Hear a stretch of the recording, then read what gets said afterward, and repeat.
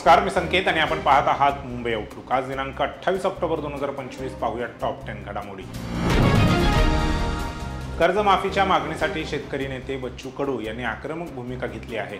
आज नागपूरमध्ये त्यांच्या नेतृत्वाखाली हजारो ट्रॅक्टरसह भव्य मोर्चा काढण्यात येत आहे। काँग्रेस आणि शरद पवारांच्या राष्ट्रवादी काँग्रेस पक्षाने या आंदोलनाला पाठिंबा दर्शवला आहे, ज्यामुळे या आंदोलनाला आता राजकीय बळ मिळाले आहे। बच्चू कडूंनी मुख्यमंत्र्यांना स्पष्ट इशारा दिला आहे की जर त्यांनी कर्जमाफीच्या मागणीवर तोडगा काढला नाही तर ते थेट रामगिरीवरील मुख्यमंत्र्यांच्या शासकीय निवासस्थानावर कूच करतील। त्यांनी मुख्यमंत्र्यांना विनंती केली आहे की या मागणीसाठी तोडगा काढण्याची हीच योग्य वेळ आहे। जर सायंकाळपर्यंत यावर कोणताही निर्णय झाला नाही तर ते मुख्यमंत्र्यांच्या बंगल्याकडे जातील। रामगिरीकडे जाण्यापासून त्यांना कोणीही अडवू शकत नाही, अशी मागणी त्यांनी केली आहे। राष्ट्रवादी काँग्रेस शरदचंद्र पवार गटाचे नेते तथा आमदार एकनाथ खडसे यांच्या जळगावमधील शिवरामनगर येथील मुक्ताई बंगल्यात दिवाळीच्या सुट्ट्यांमध्ये चोरीचा धक्कादायक प्रकार घडला आहे। एकनाथ खडसे कुटुंबियांसह दिवाळीनिमित्त बाहेरगावी गेले असताना चोरट्यांनी मध्यरात्री घराचे कुलूप तोडून आत प्रवेश केला। चोरट्यांनी बंगल्याच्या तळमजल्यावरील तसेच पहिल्या मजल्यावरील खोल्यांमधील कपाटे तोडून त्यातील मुद्देमाल लंपास केला। यामध्ये अंदाजे 7 ते 8 तोळे सोने चोरीला गेल्याची माहिती खुद्द एकनाथ खडसे यांनी दिली आहे। राज्याच्या राजकारणात सध्या नेत्यांमधील शाब्दिक युद्ध आणि टोलेबाजी चर्चेचा विषय ठरत आहे। याच पार्श्वभूमीवर नवनाथ बन यांनी काँग्रेसमधून शिवसेनेत आलेले माजी आमदार रवींद्र धंगेकर यांचा बावळट नोबिता असा उल्लेख केल्याने राजकीय वर्तुळात नवा वाद सुरू झाला आहे। धंगेकरांच्या मागील राजकीय प्रवासावरही या निमित्ताने भाष्य करण्यात आले आहे, ज्यात ते 12 पक्ष बदलून अखेर शिवसेनेमध्ये दाखल झाल्याचे नमूद करण्यात आले आहे। या वादाची सुरुवात रवींद्र धंगेकर यांनी केली होती। धंगेकर यांनी नवनाथ बन यांचा उल्लेख डोरेमॉन असा करत एक ट्विट केले होते, ज्यात त्यांनी हा डोरेमॉन कोण असा प्रश्न विचारला होता। त्यालाच आता बन यांनी सोशल मीडियामधूनच उत्तर दिले आहे। केंद्रीय गृहमंत्री अमित शहांनी आगामी स्थानिक स्वराज्य संस्था निवडणुकांमध्ये विरोधकांचा सुपडा साफ करण्याचे आवाहन केले आहे।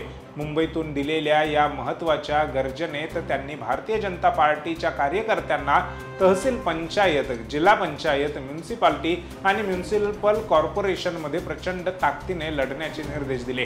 निवडणुकीत इतक्या ताकदीने लढावे की विरोधक दुर्बीण लावूनही कुठेही दिसता कामा नयेत। इतका निर्णायक विजय मिळवण्यासाठी कार्यकर्त्यांनी अथक परिश्रम घ्यावेत, असे आवाहन शहा यांनी केले। ही निवडणूक केवळ लढवायची नाही तर प्रचंड आवेशात आणि मेहनतीने जिंकायची आहे, असेही त्यांनी स्पष्ट केले।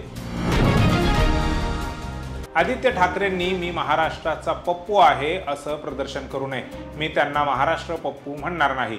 राहुल गांधी जशी मोठी स्क्रीन लावतात, येरझाऱ्या घालतात, खोदा पहाड चूहा भी नहीं निकला असं असतं। काल आदित्य ठाकरेंनी सुद्धा हेच केलं। त्यांची उत्तरं निवडणूक आयोगाने दिलेली आहेत। आदित्य ठाकरेंकडून माझी एवढीच अपेक्षा आहे की त्यांनी राहुल गांधी बनू नये, असं देवेंद्र फडणवीस म्हणाले। संजय राऊत यांनी नुकतीच भाजपवर टीका केली आहे। बाबरी प्रकरणानंतर देशभरात बाळासाहेबांची एक लाट होती। अमित शहांनी काल कोबड्या म्हणून उल्लेख केला। संजय राऊत म्हणाले, उद्या आम्ही जरी सत्तेत आलो तरीही आम्ही राज्यात विरोधी पक्ष ठेवू। स्वाभिमान असल्यास एकनाथ शिंदे यांनी सत्तेतून बाहेर पडलं पाहिजे। वाजपेयींनी बाळासाहेब ठाकरे यांना निवडणूक न लढण्याची विनंती केली होती। मतांचे विभाजन होईल असे त्यांचे मत होते। राजकारणात चढ उतार होत असतात। सध्या आम्ही त्यांच्या वोट चोरीला रोखत असल्याने त्यांना त्यांचा पराभव दिसत आहे। ज्यावेळी पहिल्यांदा युती झाली त्यावेळी त्यांना महाराष्ट्रात कोणी ओळखतही नव्हते। त्यांच्याकडे पोस्टर लावण्यासाठीही कोणी माणसे नव्हती।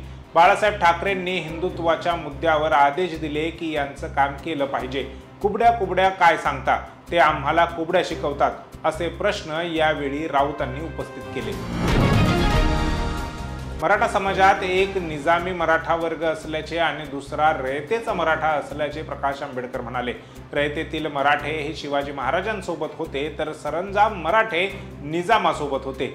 16व्या शतकातील या दोघांमधील भांडण आता या शतकात सुद्धा स्पष्ट दिसत असल्याचे आंबेडकर म्हणाले। निजामी मराठे आजही सत्तेत आहेत आणि त्यांना रयतेतील मराठ्यांना आरक्षण द्यायचे नसल्याचा दावा त्यांनी केला. त्यांचा खरा अडसर असल्याचे त्यांनी स्पष्ट केले. निजामी मराठ्यांकडून फारकत घेतल्याशिवाय या मराठ्यांना आरक्षण मिळणार तर नाहीच, पण न्यायही मिळणार नाही असे त्यांचे आर्थिक आणि सामाजिक मागासलेपण दूर होणार नाही असा दावा प्रकाश आंबेडकरांनी केला. टीम इंडियाचा कर्णधार सूर्यकुमार यादव याने एक मोठा खुलासा केला आहे. त्याने स्पष्ट केलं की आशिया कप स्पर्धेपासूनच वर्ल्ड कप स्पर्धेची तयारी सुरू झाली आहे. सूर्यकुमार यादव म्हणाला की संघाच्या कॉम्बिनेशनमध्ये फार काही बदल झालेला नाही.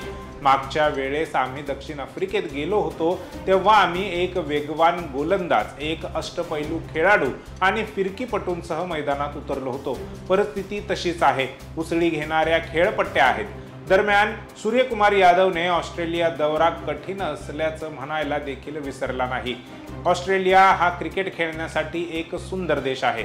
त्यामुळे मला खात्री आहे की ऑस्ट्रेलिया विरुद्धचा हा सामना कठीण असेल, असं सूर्यकुमार यादव म्हणाला.